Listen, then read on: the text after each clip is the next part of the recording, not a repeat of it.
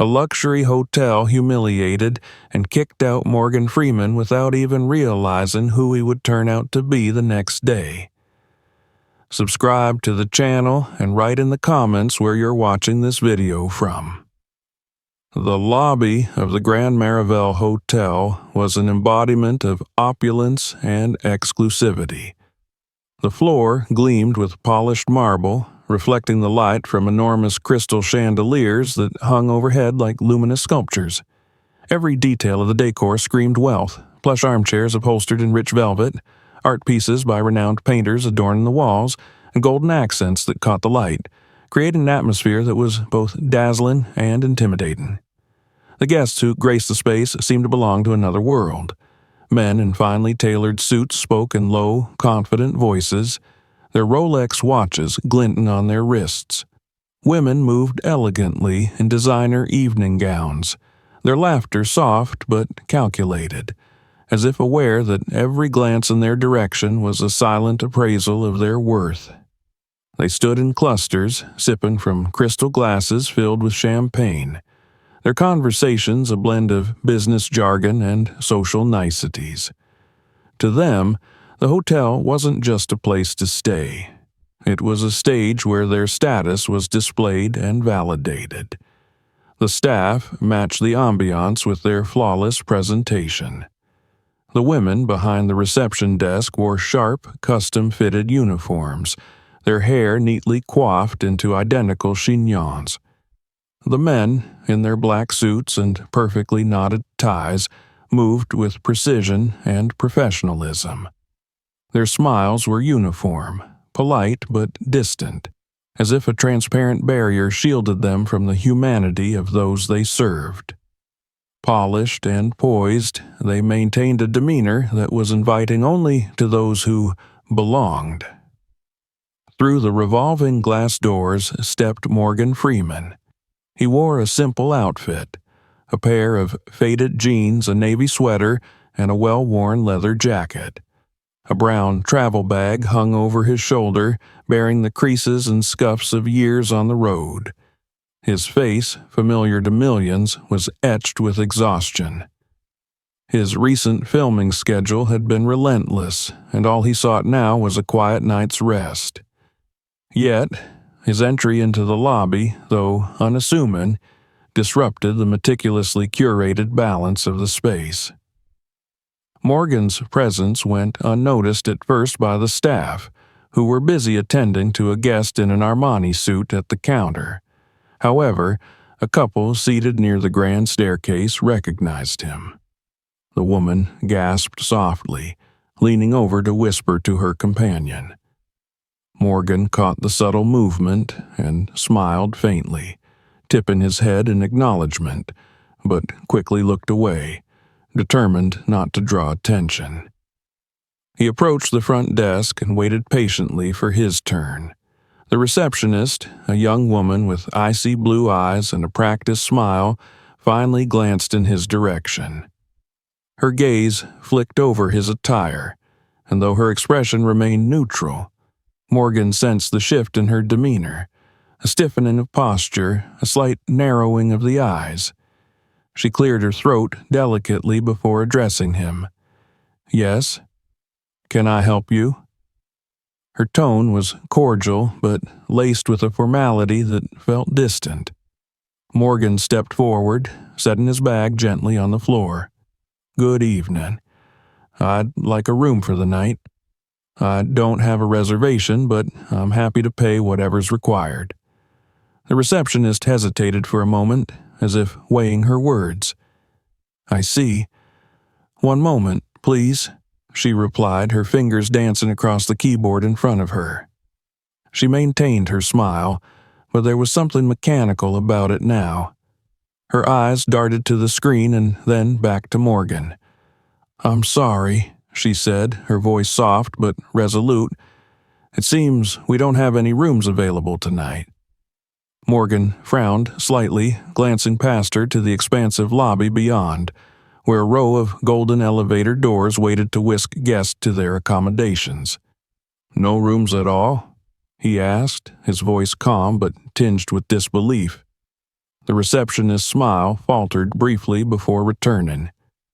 "Unfortunately, we're fully booked," she said, her tone now sharper, as if closing the matter. Morgan nodded slowly, adjusting the strap of his bag. "That's strange," he said. "I've stayed here before and never had an issue finding a room. Are you sure there's nothing?" The exchange caught the attention of another staff member, a security guard stationed near the entrance. He was a tall, broad-shouldered man with a shaved head and a vigilant gaze. Seeing Morgan linger at the desk, the guard began to move closer, his eyes fixed on the interaction. The receptionist, perhaps noticing the guard's approach, straightened her posture. "I'm sorry, sir," she repeated, her voice louder this time, "but we cannot accommodate you tonight. You may want to try another establishment." Morgan took a deep breath, his frustration visible but contained. "All right," he said, reaching into his pocket for his phone. "I'll just check online. Maybe there's a cancellation or something." Before he could proceed, the guard stepped forward. "Is everything all right here?" he asked, his voice deep and authoritative. The receptionist looked relieved at his intervention. "Yes," she replied quickly, casting a quick glance at Morgan. "This gentleman was just leaving." Morgan turned to the guard, meeting his gaze with calm resolve. "I'm not causing any trouble," he said. "I just want to book a room." The guard crossed his arms, his posture stiffening. "Sir, if the hotel is fully booked, there's nothing we can do. I suggest you move along." Morgan opened his mouth to respond, but the guard's tone left little room for argument. The receptionist, emboldened by the guard's presence, added, "I'm sorry for the inconvenience, sir." Morgan stepped back, his shoulders slumping slightly. He picked up his bag, turning toward the exit. As he walked away, he felt the weight of the gazes following him. The receptionist's dismissive glance, the guard's suspicious glare, and the murmurs of the guests who had witnessed the exchange. The sting of humiliation was sharp, but he swallowed it, pushing open the heavy glass doors and stepping out into the cold night. The night air outside the Grand Maravel Hotel was sharp, carrying the faint scent of rain. Morgan stood under the awning for a moment, his fingers tightening around the strap of his bag. The polished glass of the hotel doors reflected his weary figure, but he barely glanced at it. Behind him, through the glass, the golden glow of the lobby seemed even more distant, a world he was no longer welcome in. He exhaled, letting the sting of rejection settle before stepping out onto the wet pavement. The street lights cast long, pale shadows, and the drizzle began to pick up, turning the city's lights into blurred smears of color. Morgan walked slowly, his footsteps echoing against the deserted sidewalks. Despite his exhaustion, his mind replayed the events inside the hotel. The receptionist's condescending tone, the guard's authoritative stance, and the cold dismissal all lingered like an ache in his chest. It wasn't the first time he had faced such treatment, but it hit harder now, perhaps because he had let his guard down, assuming that at this stage in his life he had earned immunity from these indignities. His fingers hovered over his phone, contemplating calling his assistant to book another hotel, but pride held him back. He didn't want this to turn into a spectacle. Instead, he kept walking, letting the rhythm of his steps drown out the voice in his head that kept asking, "Why didn't I fight back?" By the time he circled back to the hotel, the drizzle had turned into a steady downpour.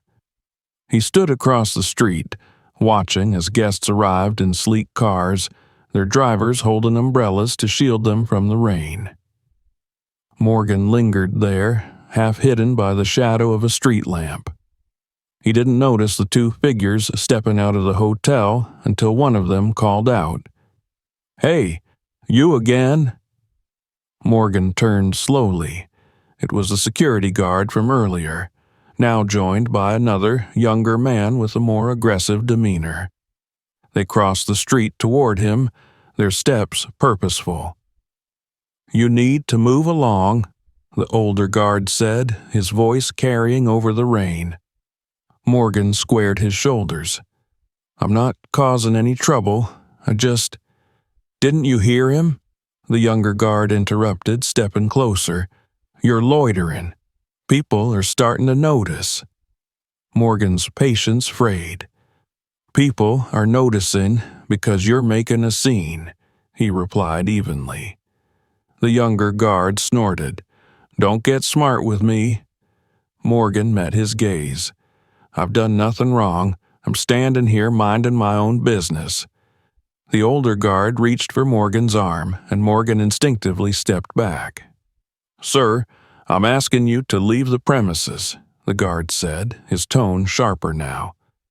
"And I'm asking you to stop treating me like a criminal," Morgan shot back. The younger guard grabbed Morgan's bag, pulling it roughly. "We don't have time for this." Morgan yanked his bag free, his voice rising. "Don't touch me." By now, a few passers-by had slowed, glancing curiously at the scene. The older guard noticed and lowered his voice, but his tone remained firm. "Sir, if you don't leave, we'll have no choice but to call the police." Morgan took a step back, his hands raised in frustration. "Fine, I'm leaving." But the younger guard wasn't done. "You better," he muttered. Then, just loud enough for Morgan to hear, he added, "Shoulda known better than to let someone like you hang around." Morgan froze. The words hung in the air, heavier than the rain. He turned slowly, locking eyes with the guard. "Someone like me?" The younger man smirked. "You heard me." Morgan felt the heat rise in his chest, but he bit down the anger, unwilling to let the moment escalate further. Instead, he shook his head, turned, and walked away. Behind him, he heard the guards muttering to each other, their voices dissolving into the rain. The night stretched on. Morgan wandered through the streets, his clothes damp and his spirit heavier with each passing hour. He eventually found himself at a small park where he collapsed onto a bench beneath a flickering street lamp. The rain had slowed, but the chill remained, seeping into his bones. He pulled his jacket tighter, leaning back against the bench. Memories surfaced unbidden, moments from his childhood, from his early career, from times when he'd faced similar walls. He had always pushed through, always kept his composure, but tonight the weight of it all felt unbearable. He took out his phone, his thumb hovering over the contacts list. His assistant's name was there, just a tap away. He could fix this. One call, and the hotel would be issuing apologies by morning. But something inside him resisted. He had fought too long and too hard to still be dealing with this. And now, instead of anger, there was a deeper resolve. He scrolled past his assistant's number and instead called his attorney. The phone rang twice before a groggy voice answered. "Morgan, it's late. I need you to look into something for me," Morgan said, his voice steady despite the storm inside him. "The Grand Marivel Hotel. Who owns it?" There was a pause. "Why? What happened?" Morgan glanced up at the darkened sky. "I just need the information, and quickly." By dawn, the rain had stopped, and Morgan was still on the bench, his jacket soaked through, but his mind was clear now. He had made his decision. He wouldn't just walk away this time. The first streaks of dawn stretched across the horizon, bathing the empty streets in pale light. Morgan sat motionless on the damp bench, his fingers curled tightly around the strap of his bag. The city was beginning to stir. Early risers shuffled past, some offering curious glances, others hurrying by without a second look. He had spent the night under the dim glow of the flickering street lamp, its weak light barely warding off the chill. His thoughts had shifted as the hours dragged on. At first, he replayed the scene at the hotel, the receptionist's dismissive glance, the security guard's rough treatment, the way their words had cut deeper than he wanted to admit. But as the night stretched into morning, anger gave way to clarity. He wasn't just another man turned away at the door. He was Morgan Freeman, a name that carried weight, a name that stood for perseverance and dignity. And yet, here he was. He exhaled slowly, his breath visible in the crisp morning air. Reaching into his bag, he pulled out his phone. It was almost out of battery, a fitting symbol of his depleted energy, but it had enough charge for one more call. He scrolled through his contacts, pausing briefly at his assistant's number before continuing down the list. Instead, he dialed his lawyer. "Mornin', Morgan," came the voice on the other end, sharper now than it had been hours earlier. "I've been up since you called. I've got the information you wanted." Morgan sat up straighter. "Tell me." The Grand Marivel is part of a boutique chain owned by a private equity group called Fairmont Holdings. It's their flagship property, but they're struggling financially. High overhead, declining bookings, and some bad press last year about discriminatory practices, although they swept that under the rug. Morgan's grip on the phone tightened. "How bad is it?" "Bad enough. They're looking for buyers but haven't found any serious offers yet. The chain's bleeding money, and the Marivel is dragging them down."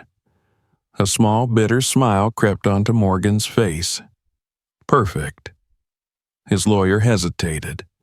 "Morgan, what are you thinking?"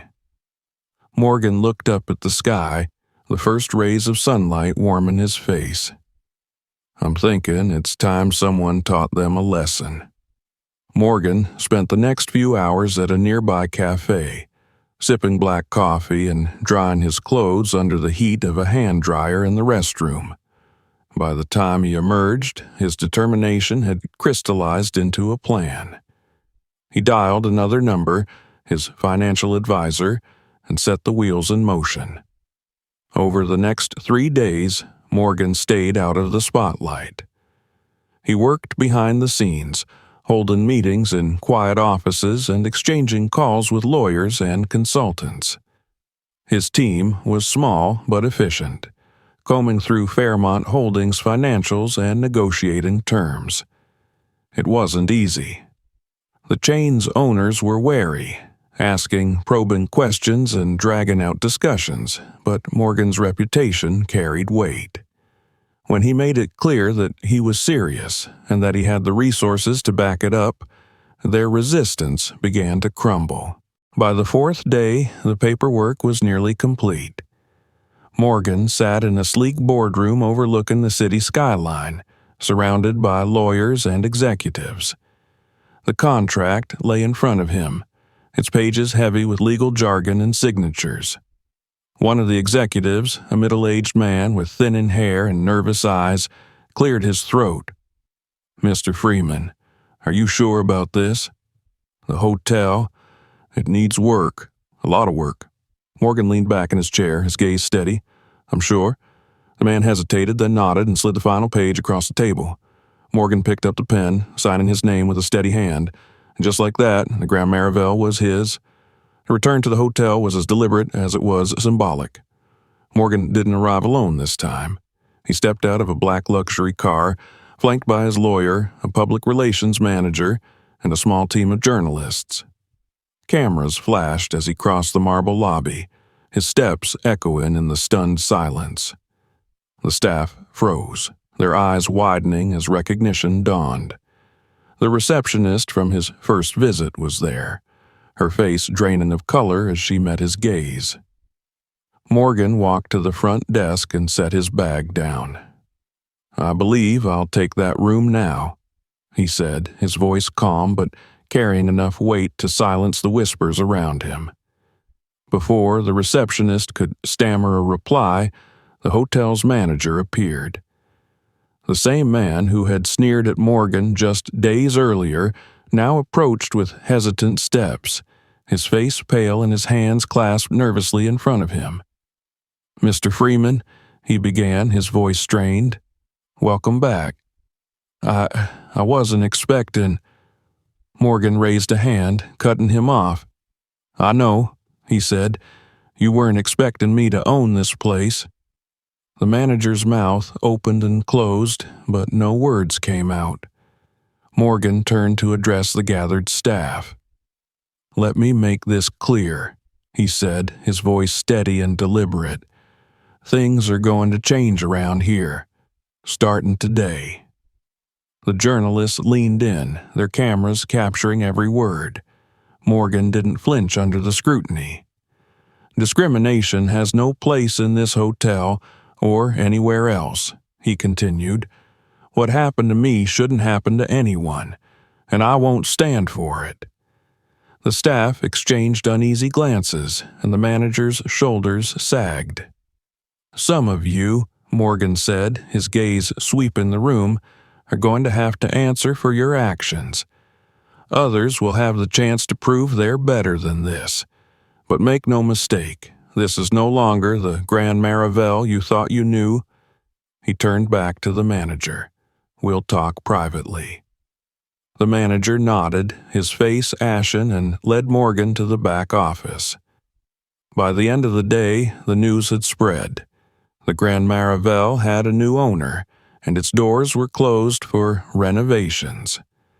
The staff who had humiliated Morgan faced immediate consequences.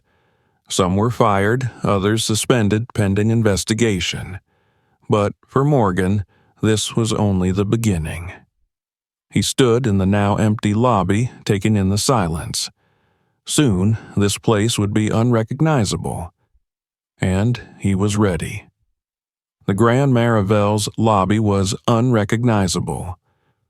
Gone were the hushed whispers of judgmental guests and the thinly veiled condescension of the staff. Instead, the room buzzed with activity.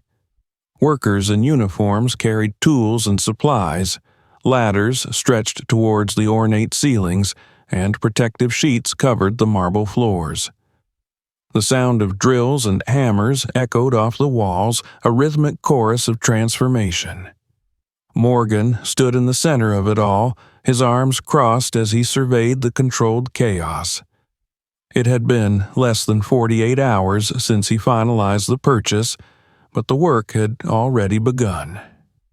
He didn't have time to waste. Every hour counted. The old staff had been dismissed or reassigned. Those who had shown genuine remorse were offered a chance to return after undergoing mandatory training in diversity and inclusion. But the others, those whose disdain had been palpable, were gone. Morgan's message had been clear. The new Grand Marivel would not tolerate discrimination, not in policy and not in practice. He turned as his lawyer approached, a stack of papers in hand. "Everything's on track," she said, handing him a summary of the day's progress.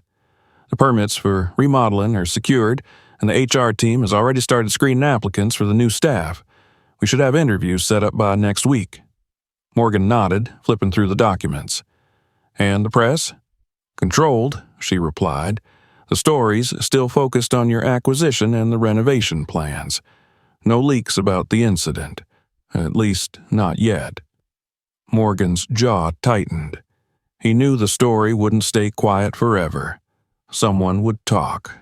And when they did, he wanted to be ready. The meeting with Fairmont Holdings had been tense. The company's executives had been eager to offload the hotel, but not without a fight to save face. Morgan had let his team handle most of the negotiations, speaking only when necessary to make his intentions clear. "This isn't just a business move," he had said, leaning forward in his chair. "It's personal." And they had understood. Now, standing in the gutted lobby, Morgan felt the weight of that declaration. The hotel wasn't just a building. It was a symbol, one that had to be rebuilt from the ground up. He moved through the construction site, pausing to talk with the workers and check the progress. The chandeliers had been taken down for cleaning, and the gold accents were being stripped away. In their place, Morgan envisioned a space that was elegant yet welcoming, luxurious but unpretentious. His assistant caught up to him near the elevators. "The design team's ready for you," she said. Morgan followed her to a temporary office set up in one of the vacant meeting rooms. Blueprints covered the table, and designers stood ready with samples of fabrics, colors, and materials. Morgan listened as they presented their ideas. A warmer color palette, natural wood finishes, and softer lighting to replace the harsh brilliance of the original decor. He nodded along, occasionally asking questions or suggesting changes. When they finished, he leaned back in his chair. "This isn't just about aesthetics," he said. "It's about atmosphere. I want people to feel welcome the moment they walk through those doors. No more barriers, no more invisible lines dividing who belongs and who doesn't." The lead designer nodded, scribbling notes. "We'll make it happen." Later that evening, Morgan sat in the hotel's former manager's office. The room still bore traces of its old occupant, the leather chairs, the heavy oak desk, but it felt emptier now, cleaner. He glanced at the files spread out before him. Resumes, disciplinary reports, and evaluations filled the folders. Each one told a story. Some were brief, a single incident, a lapse in judgment.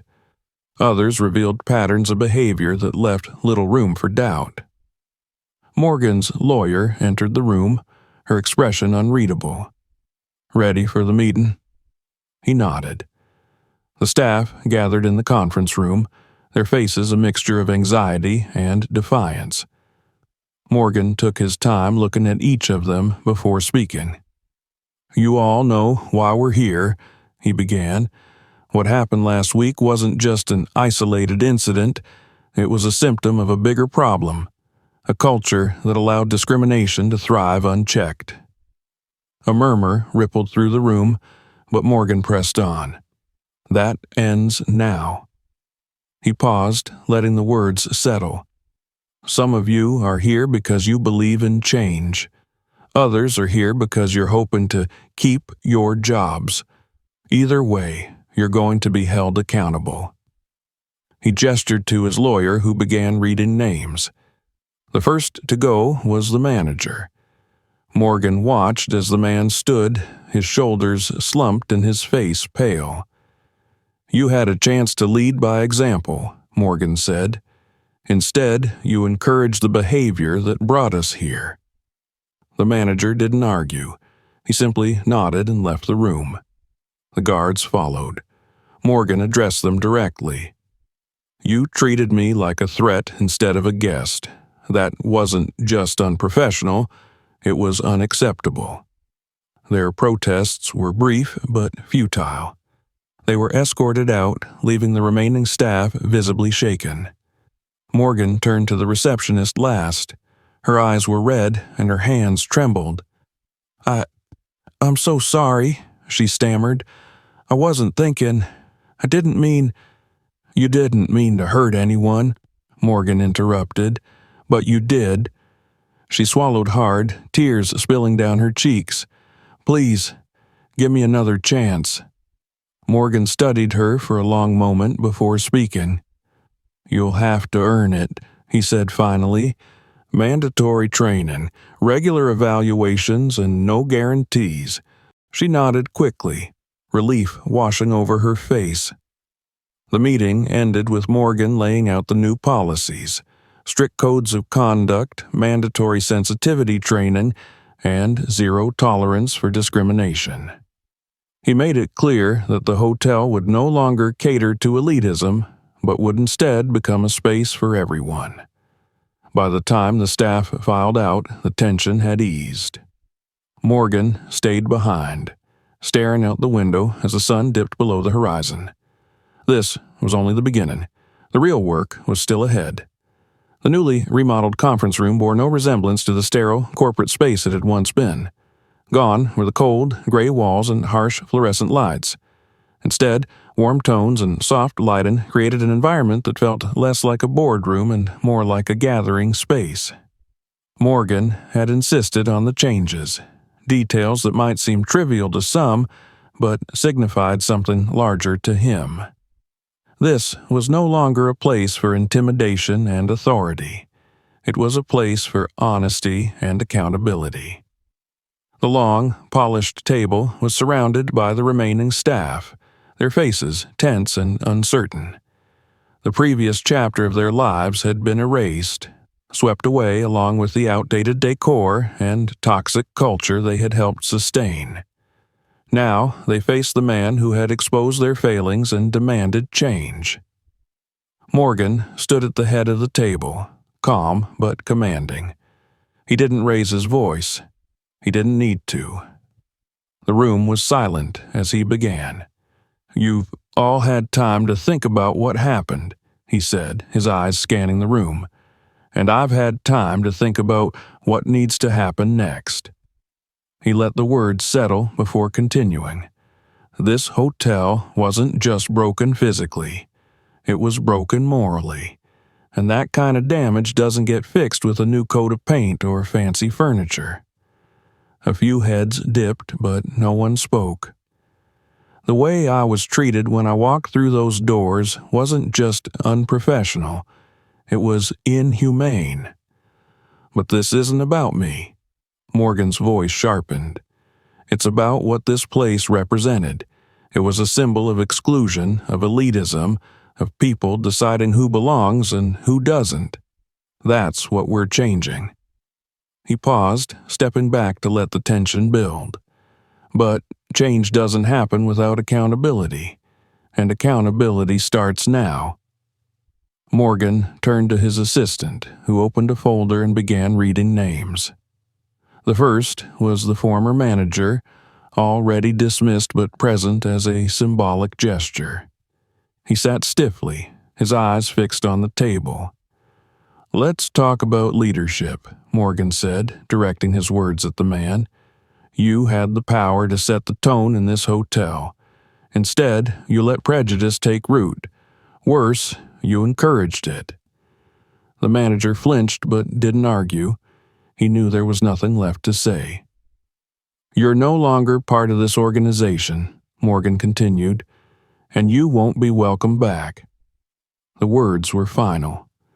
The manager rose, gathered his belongings, and left without looking back. Next came the two security guards. Morgan faced them directly. "You had a choice that night. You could have treated me with respect, the way any guest deserves to be treated. Instead, you chose force and intimidation." One of the guards opened his mouth to protest, but Morgan cut him off. "You saw me as a threat because of the way I looked. Don't deny it. And I can't let that kind of thinking stay in this building." Both guards were dismissed. Morgan turned to the receptionist last. She sat rigid in her chair, her eyes already glassy with tears. "You're still here," Morgan said, his voice softer now. "And do you know why?" She shook her head, unable to speak. "Because I believe people can change," he said. "But belief isn't enough. You need to prove that you're capable of learning from this." Her lips trembled, but she nodded. "You'll go through mandatory training," Morgan continued. "You'll be evaluated regularly. And if I see even a hint of the attitude you showed me that night, you're gone." "Thank you," she whispered. "Don't thank me yet," Morgan replied. "Show me I didn't make a mistake." By the time the meeting ended, the staff that remained knew where they stood. Morgan's expectations were clear. The old ways were gone and there would be no room for excuses. But accountability was only the first step. Morgan spent the next several weeks overseeing the training programs personally. He sat in on workshops, listened to guest speakers, and participated in group discussions. He wanted the staff to see that the changes weren't just policy, they were personal. The new hires arrived soon after. The recruitment process had been rigorous, with an emphasis on diversity and empathy. Morgan interviewed many of them himself, asking pointed questions about their values and experiences. He wanted people who understood what it meant to feel like an outsider, people who would treat every guest with respect, regardless of appearance or status. The transition wasn't easy. Some of the old staff struggled to adapt, while others embraced the change wholeheartedly. Morgan took note of both, quietly observing who was willing to grow and who wasn't. 1 month later, the hotel reopened under its new banner. The press was everywhere, eager to capture the transformation of the Grand Maravel into a symbol of inclusivity. Morgan stood in the remodeled lobby, greeting guests as they arrived. He made a point of shaking hands and exchanging pleasantries, ensuring that everyone who stepped through the doors felt welcome. The new staff mirrored his energy. They smiled warmly, assisted guests without hesitation, and moved with the confidence of people who knew they belonged. It wasn't just a hotel anymore. It was a statement. But the most powerful moment came later that evening when an elderly couple approached Morgan. They were black, dressed modestly but neatly, and they hesitated before speaking. "Mr. Freeman," the man said, his voice trembling, "we just wanted to thank you." Morgan frowned. "For what?" The woman smiled softly. "For giving us a place where we feel safe. We've spent our lives being turned away or treated like we didn't belong, but here, tonight, we feel like we do." Morgan's throat tightened. He reached out, shaking the man's hand firmly. "Thank you," he said.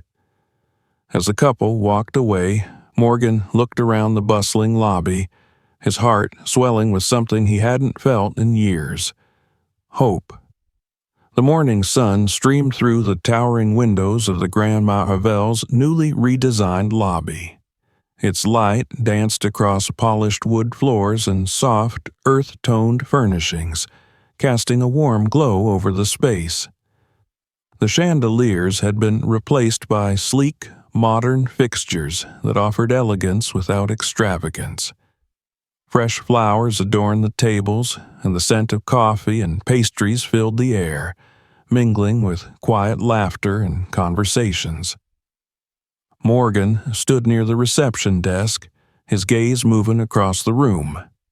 Guests of all backgrounds bustled through the lobby: families with children, elderly couples, business travelers, and honeymooners. The diversity of faces and voices was a stark contrast to the uniformity that had once dominated this space. It was no longer a fortress of privilege. It was alive. The transformation had not been easy. There had been sleepless nights, endless meetings, and more than a few moments of doubt. But now, as he watched guests being greeted with genuine smiles and attentive service, he knew it had all been worth it. Morgan adjusted his suit jacket and stepped forward as a journalist approached, microphone in hand. "Mr. Freeman," she began, "your purchase and transformation of the Grand Maravel have captured national attention. Can you tell us what inspired you to take on this project?" Morgan smiled faintly, folding his hands in front of him. "Inspiration?" he echoed. "It wasn't inspiration. It was experience. I walked through these doors not long ago and saw what too many people see every day: a wall. Not a physical wall, but one made of prejudice and exclusion. I couldn't let that stand." The journalist leaned in. "And what message do you hope this hotel sends now?" Morgan's gaze swept the room before he answered. "That everyone belongs. No exceptions." The cameras captured his words, and Morgan could feel their weight. It wasn't just a soundbite for the evening news, it was a promise. The grand reopening ceremony later that evening was both elegant and inclusive. Community leaders, activists, and local artists mingled with business executives and reporters. Live jazz music filled the space, and tables were laden with food prepared by a diverse team of chefs. Morgan took the stage midway through the night. As the music faded, the room quieted. "Welcome," he said, his voice steady but warm. "I want to thank each and every one of you for being here tonight. This isn't just a celebration of a new hotel. It's a celebration of what happens when we refuse to accept the status quo, when we demand better and commit to making it happen." Applause rippled through the room, but Morgan raised his hand for silence. "I won't pretend this was easy," he continued. "There were moments when I questioned whether it was even possible. But every time I doubted, I thought about the people who came through these doors and didn't feel welcome. People who were turned away, ignored, or made to feel less than. And I remembered that change doesn't happen unless we fight for it." The applause swelled again, louder this time. Morgan smiled. "This hotel stands as proof that we can do better, and we will." As the night wore on, Morgan slipped away from the crowd and stepped outside onto the terrace. The city lights stretched out before him, their glow reflecting off the river. He took a deep breath, letting the cool air ground him. Behind him, the glass doors opened, and he turned to see the elderly couple he had spoken with earlier. They approached slowly, the woman holding her husband's arm for support. "We didn't mean to interrupt," the man said, his voice low. Morgan shook his head. "You're not interrupting at all." The woman stepped closer. "We just wanted to thank you again. We've been coming to this city for years, but we never thought we'd feel comfortable in a place like this." Morgan's chest tightened. "You shouldn't have had to feel that way," the man nodded. "But we did, and now we don't. That's because of you." Morgan smiled softly. "It's because of all of us." They exchanged a few more words before the couple turned to leave, but their gratitude lingered long after they were gone. The weeks that followed cemented the Grand Maravel's reputation as more than just a hotel. It became a destination, a symbol of inclusivity and progress. Reviews poured in, praising not only the design and service but also the values the hotel embodied. Morgan made a point to visit often, not as an owner overseeing operations but as a guest. He sat in the lounge, chatted with visitors, and took note of the small details that made people feel at home. One afternoon, he overheard a conversation between two young women at the cafe counter. "I heard the owner used to be treated badly here," one of them said. "Can you imagine? Someone like him?" The other shook her head. "He turned it around, though, and now it's one of the best places in the city." Morgan smiled to himself and sipped his coffee. On his final visit before leaving town, Morgan stood in the lobby once more. This time he wasn't looking for flaws to fix or staff to evaluate. He was simply taking it all in, the laughter, the smiles, the sense of belonging that filled the space. The receptionist, the same one who had once dismissed him, approached nervously. She had completed her training and had proven herself over the past few months, but Morgan could still see the shadow of doubt in her eyes. "Mr. Freeman," she said, "I just wanted to say thank you for giving me another chance." Morgan met her gaze. "You earned it," he said. "Just keep earning it." She nodded, her shoulders straightening as she returned to her post. Morgan turned to leave, pausing at the door to glance back one last time. The Grand Maravel was more than a hotel now. It was proof that change was possible, that respect and dignity could replace judgment and exclusion. Morgan stepped out into the street, his footsteps steady. The fight wasn't over, but this battle had been won. And for the first time in a long while, he felt at peace. If you like this story, don't forget to subscribe to the channel so you don't miss new stories. Share this video with your friends and family. Let this story inspire them too. Watch other videos on the channel for more exciting stories and unexpected twists and turns.